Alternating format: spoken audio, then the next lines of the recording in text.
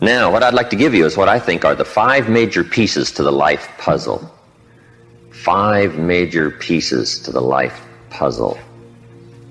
If we can study each of the pieces and then put it all together, the chances of it running well are just a lot better. Mr. Shope gave me a simple formula when I first met him, and let me give it to you. He said there's usually about a half dozen things makes 80% of the difference. There's about a half dozen wealth things, about a half dozen health things that can give you the 80% solution to the problem. Then Mr. Shope said, be a student of those half dozen basic things. Pretty good advice. Success is not doing extraordinary things. Success is doing ordinary things extraordinarily well. So if you just learn to do it well, key things well, learn to speak well. Poor people can talk and rich people can talk. Looks like rich people talk better. Learning to speak is called survival. Learning to speak well is called success. So let me give you what I think are fundamental pieces to life, and we'll take it from there. Here's the first one. Philosophy. Philosophy, in very simple terms, is simply what you know. And what you know greatly affects how your life works out. We might also add, what you don't know greatly affects how your life works out. The idea you miss could be the missing number in trying to put the numbers in the lock. So, what you don't know will hurt you, to correct an old cliche. And to correct another one, ignorance is not bliss. Right? It's important to know. It's important to get the information. Now, we do something very important with what we know. We weigh it. That's another good word. We weigh. Weigh everything before you do it, before you buy it, before you try it. Make sure you weigh it. Everything you get ready to do, you got to decide whether it's a major or a minor. And you don't want to give minor things major time. You don't want to give something insignificant significant amounts of your energy. So we simply use the phrase, weigh before you pay. Sophisticated people learn to weigh everything. And what we all need is a good set of mental scales to weigh everything. What if you got information and your mental scales were off and insignificant things to you were significant? Wouldn't that be a major handicap the rest of your life? When you weighed something, important things weighed unimportant. We would call that a great handicap. So it's very important to weigh everything properly, and that's the reason for sermons and songs and lyrics and lectures and seminars and conversations and professors and teachers. It's one of the reasons why we converse with each other, and we debate and we think about and we ponder and we perceive and we weigh and we try to find out where the values are. Because you don't want to proceed and give big chunks of your life to something that's insignificant. Okay, so we get information, we weigh it, then we come to conclusions about values. Big question in forming your life, where are the values? What is important? What should weigh heavy on my mind and I should give it significant time and significant energy and significant money? Shope said to me, poor thinking habits keeps most people poor. Not poor working habits. Most people work hard, but they don't think hard. They don't use their mind to really try to perceive where the values are so that they don't waste any time. It's easy to spend big chunks of your life on insignificant things. It's one of the major pieces of the life puzzle. What you think about, knowledge, how you weigh it, the conclusions you come to, the values you've perceived, thinking. If you really want to help somebody change their life, you have to start changing their mind, change their philosophy, change how they think. Somebody says, well, just motivation, that'll do. And the answer is no, motivation won't do it. If a guy's an idiot and you motivate him, you got a motivated idiot. Right? Say, no, that's not what it takes. Now, it's very easy to make errors in judgment. Errors in judgment. I'm now teaching people, even after they're out of school, university, college, they should read at least 1 or 2 books a week. It's easy when you get out of school, right, and get a job to just sort of let that all slide, not keep up the learning process. But if you don't keep up the learning process, a lot of values become fuzzy if you don't keep trying to perceive what's important, what's not important, and then start spending major effort on minor things. So we have to keep learning. What if a guy spent his book money on donuts? Right? We would call him greatly deprived mentally. In 10 years, the guy's bought 2 tons of donuts and only 2 books, right? Mostly with pictures, right? And he wonders why his life isn't working well. Reason. After he got out of school, he didn't keep up the flow of ideas that can help to refine your business and help to refine your decisions and help you come to better conclusions. You've got to keep up the learning curve, even after you're out of school, to make sure that you're not making errors in judgment. The reason why most people wind up average at age 40 instead of rich is simply an error in judgment about what to do with your money. What would you suggest a 15-year-old start as a plan to do with their money so that by 40 they're rich instead of average? You've got to have a good plan, right? If you start making errors early with your money, those errors can make your life mediocre instead of rich. You wind up with pennies instead of fortune. And you wind up with crumbs instead of a feast, simply because early you made errors on what to do with your money. The guy says, well, it's only $10. So what does it matter what I do with it? And the answer is, that's when it really matters, is when you don't have much. The guy says, oh, if I had a fortune, I'd really take good care of it, but I've only got a paycheck, so I don't know where it goes. We call those great errors in judgment. It's so important to make sure you've got a good plan when the amounts are small. But it's easy to make errors. It's easy not to know. It's easy to miscalculate. And if you miscalculate, some things keep adding and adding and adding. I got a good phrase for you. Life is accumulative. Good phrase to know. Life is accumulative. Our errors either accumulate into what we don't get, or our wise decisions accumulate into what we do get. Now, the key is to correct the errors as early as possible. Fortunately, Mr. Schoaf caught me at age 25, started asking me major questions. At age 25, he said, Mr. Rohn, how long have you been working? And I said, I've been working 6 years. I started working when I was 19. He said, well, 6 years. How much money have you saved and invested in the last 6 years?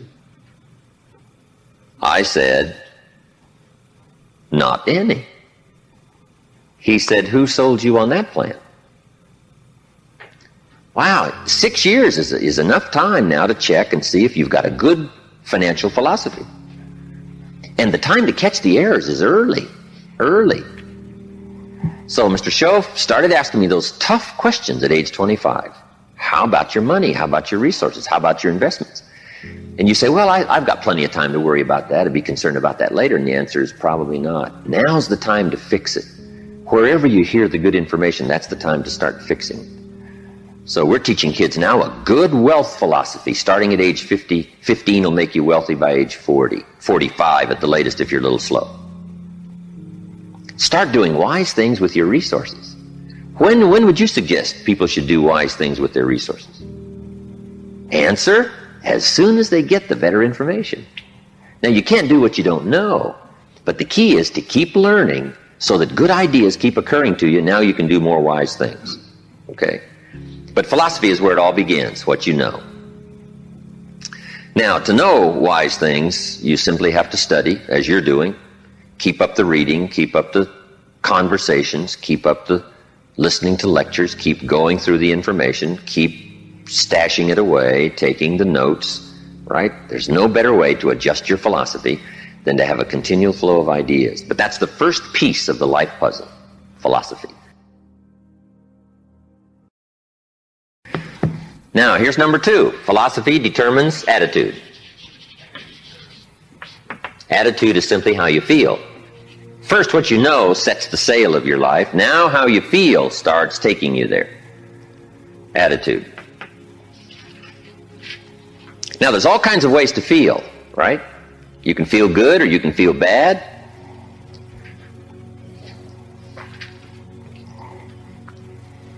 Here's one attitude. If this is all they pay, I'm not coming early and I'm not staying late on the job. That's an attitude, right? If this is all they pay, I don't come early and I don't stay late. Now, do you suppose that attitude, if you carried it through the rest of your life, do you suppose that attitude would greatly affect your life as the years unfold? The answer is overwhelmingly Of course. Here's another attitude. No matter what they pay, I always come early and I always stay late to invest in my own future. Isn't that fascinating? Attitude is by choice. You can either choose to come early or you can choose to come late. You can either choose to leave early or you can choose to stay late. Attitude's a matter of choice. Now, to make wise choice, we need educated attitudes. Emotions must go to school to learn where the values are. Okay? Good phrase. Emotions must go to school. When kids are young, right? A 3-year-old, falls on the floor and kicks his feet and screams. We say, well, that's okay when you're 3, but it isn't okay when you're 30.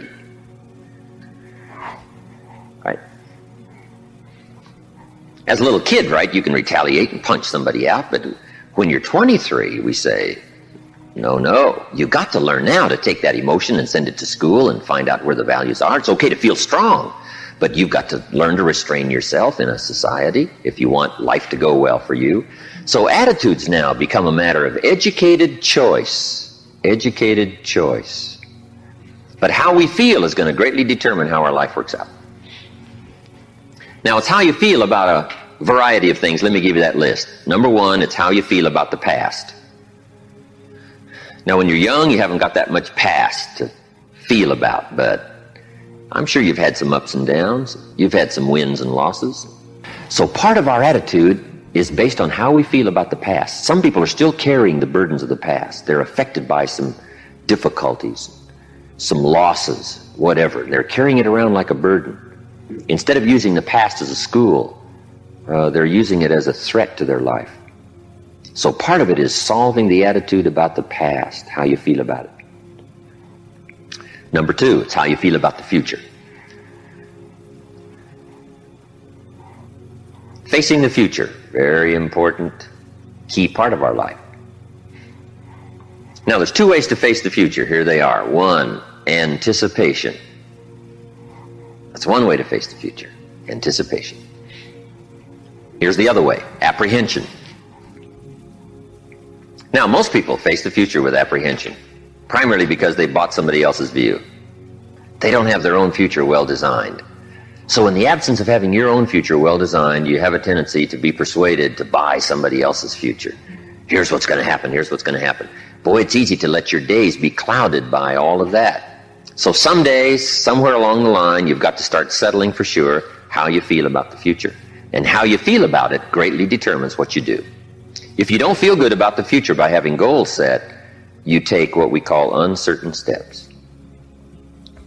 It's difficult to be confident about the day if you don't have your future well designed. So here's one of the keys to do about your future. Set goals, write them down, design the future. Where do you want to go? What do you want to do? What do you want to be? What do you want to see? What do you want to have? What do you want to share? Even if it all changes 12 months from now, the key is to start making a list now. The cities you want to visit, the people you'd like to meet, your health goals, your investment goals, all that stuff. Start writing it, putting it in a journal somewhere. And let it all change as time unfolds. Something that you think is very important right now, 2 years from now, you'll say, that was kind of foolish. How come I thought that was so important, right? Because you'll grow beyond that. But right now it's important to get as clear a picture as you can of the future. Set your dreams, set your goals. Because it's important. How the day goes is greatly determined by your confidence about the future. Now here's another attitude. It's how you feel about each other. It's how you feel about society and the community and the country. It's very important. It's not that difficult to be a cynic. And cynicism greatly influences how your life works out. But it's also important to understand that if you want to do well, it takes all of us to help each of us. Good phrase. It takes all of us to help each of us do well. You can't succeed by yourself. It's hard to find a rich hermit. You can't succeed by yourself. You need a market. You need a society. We need each other's ideas. We need each other's collective ideas. Collective participation in the marketplace, society. Okay? So how we feel about each other, very important. Now here's the big one. It's how you feel about yourself. How you feel about yourself. Self-esteem, understanding your own value. Boy, if new discovery starts to unfold for you, that you've got the brains, you've got the talent, all you need is instruction, all you need is some coaching, all you need is some help, all you need is some advice, some experience. If you're headed down the wrong road, hopefully somebody's already been down that road where the bridge is out. And they come back saying, don't go this way anymore, the bridge is out. So we take somebody else's advice and we say, wow, I'm glad you came along, I'm heading down this road. So learning from other people's experiences, picking up all the ideas so that we can feel good about ourselves. Now, self-esteem primarily comes from engaging in the disciplines that lead to value. Self-esteem comes from engaging in the disciplines that lead to value. We don't lack potential, but to bring value from potential, we need the disciplines. Now, one of the major things that makes us not feel good about ourselves is not engaging in the disciplines. If you keep letting yourself off the hook, or just ho-humming it and letting it all slide, then you don't feel good about yourself. Best is the ant philosophy, right? To feel good about yourself, do your best. Gather all you can during the summer. We call that the ant philosophy. Ants don't settle for half. They go for all. All you possibly can. Do the best you can. It's the greatest lift of self-esteem is doing the best you can. Okay? So attitude plays such an important part in the 5 pieces of the life puzzle. Now, what's next? Number 3. First is philosophy. Second is attitude. Philosophy and attitude determines activity. Activity is what you do. Key phrase, success is a doing. You actually now have to do it. It seems as though God has designed that the major part of the value of our life is left to our own mental genius. You've got to decide what you want to become. Then you simply have to go do it, engaging in the disciplines. Now, the activity part is so important. How hard should you work when you get ready to labor, when you get ready to try to be successful in the marketplace?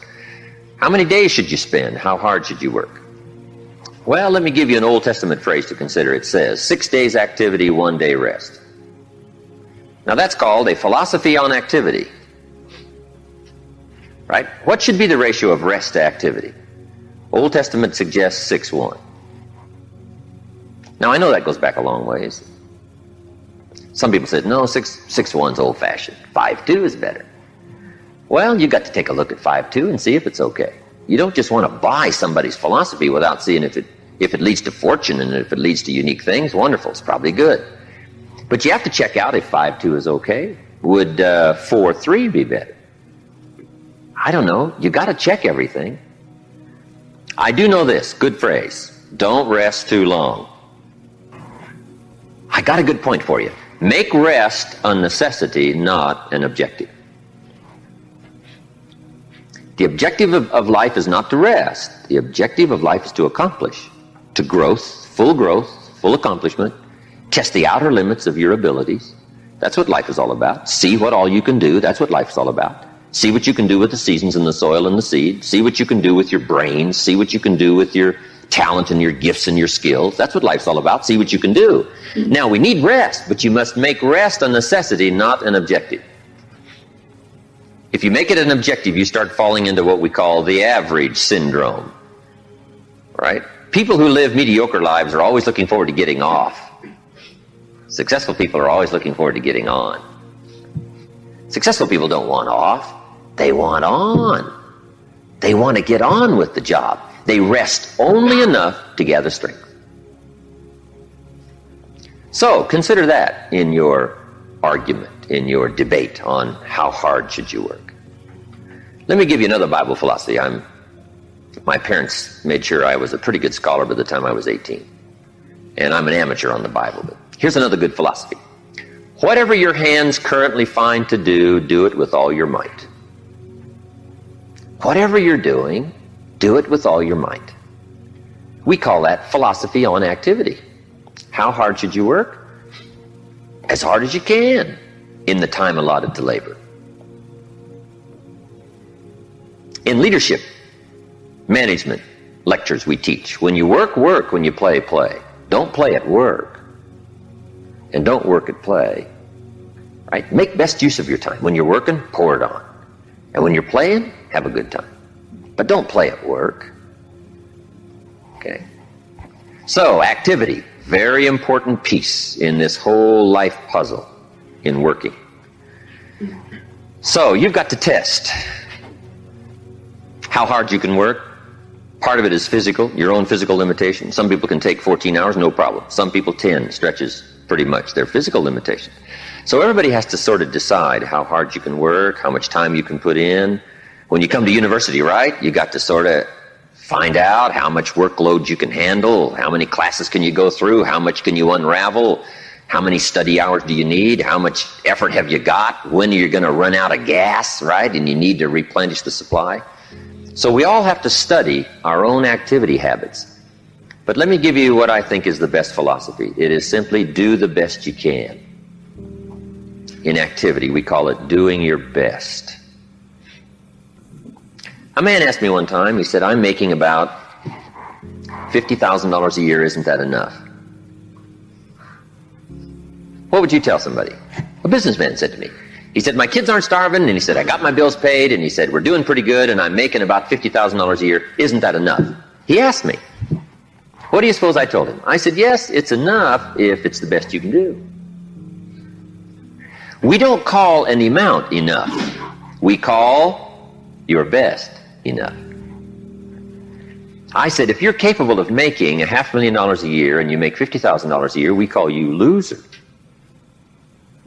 And we don't call you loser because of the difference between 50,000 and $500,000. We call you loser because you're not doing your best. If you do your best and you make $10,000 a year, that's enough. If you do your best and you make $1 million a year, that's enough. Enough is not the difference between 10,000 and 1,000,000. Enough is simply doing the best you can. So that's the key to the good life. When the day is finished, if you say, did I do my best? And if I'm not doing my best, why not? Have I got some errors in my philosophy that says, hey, half effort's okay, just slide by, ho-hum it, cross your fingers and everything will work out, hopefully. Say, no, I don't want to take those kind of chances. I don't want to drift. Okay? So activity. Just put a big question mark on activity and say, here's a major piece of life to keep checking. Make sure I'm doing my best. That's all I require, my best. A group of psychiatrists asked me to come and lecture for them in Los Angeles one time, which I thought was interesting, since I only went to 1 year of college. And then in the middle of my lecture, I had the audacity to say, ladies and gentlemen, let me tell you what I think most messes with the mind. They said, what do you think most messes with the mind? I said, I think what most messes with the mind is simply doing less than you can. It sets up all kinds of psychic problems, doing less than you can. Guess when you really feel good about yourself? When you've done the best you can. You don't even have to win the full prize if you do the best you can. We call that the ultimate winning, doing the best you can. Wow, there's nothing like the soaring self-confidence that comes from putting out what we call full effort. In whatever you do, it's called full effort. Philosophy, activity, attitude leads to number 4, results. And that's what life is all about. Putting the first 3 together. Good philosophy, attitude, high activity to get the ultimate called results. I got a good phrase for you. Results is the name of the game. Now the challenge of life is a very simple phrase. Let me give it to you. I think you'll find it interesting to at least ponder. The challenge of life is to make measurable progress in reasonable time. Measurable progress in reasonable time. First, we don't want to be unreasonable with time. If you and I agree to do something, 5 minutes later I'm asking you, how are you doing? You say, I haven't left the building yet. You can't ask in 5 minutes. 5 minutes is too soon. That's unreasonable. Now, if I don't ask you for 5 years, We call that too late. You can't wait 5 years and you can't go 5 minutes, right? We all have to learn what is reasonable time to expect somebody to make progress, to grow, to change, to develop. So all of us have to learn, especially if you're going to become leaders, entrepreneurs, if you're going to have management responsibilities and work with people, you got to understand what is reasonable time. We don't want to be unreasonable with time. But here's what else we expect: measurable progress in reasonable time. How many years should the child spend in 4th grade? Approximately. About 1. You say, well, if they're nice kids, would you give them 3 or 4? You say, no, you can't spend 4 years in 4th grade. It's unacceptable. We put on the family pressure. We put on peer pressure, right? We put on all kinds of pressure. You can't spend 4 years in 4th grade. Now, wouldn't that be interesting if we applied the same kind of social pressure all of our lives? What would be acceptable to society for wise investments to have been made by age 30, so that you can really properly take care of yourself and your family? Somehow we've missed those standards, right? Shouldn't it be popular to be wealthy by age 40? And shouldn't we look at somebody who by age 45 is not at least financially independent, saying, where have you been? Tibet? Or Bangladesh you probably have spent. You mean you've been here all this time? Right? Shouldn't we make it a bit unacceptable not to be well off in what we call reasonable time? But what if a guy spent his potential fortune on non-essentials from age 15 to age 45? Shouldn't we call that unacceptable? Shouldn't teenagers ask their parents, how come we're not rich? We live in a rich country. This is America. Aren't those good questions? How about the wisdom of a good plan versus a poor plan? What if a man was a farmer and he ate his seed corn? Instead of planting it, he ate it. Wouldn't we make arrangements to go get his children? And say, the kids aren't safe. The man's insane. He eats his seed corn. He doesn't plant it. Wow. I just offer that as kind of an interesting question. If we make such pressure demands for 4th grade, why shouldn't we make those same pressure demands for the rest of life? Interesting question, right? Good debatable question.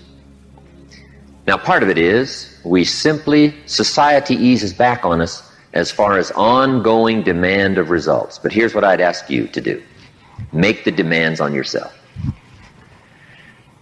I'm asking you not to let yourself off the hook. Society will let you get by with far less than you want to be.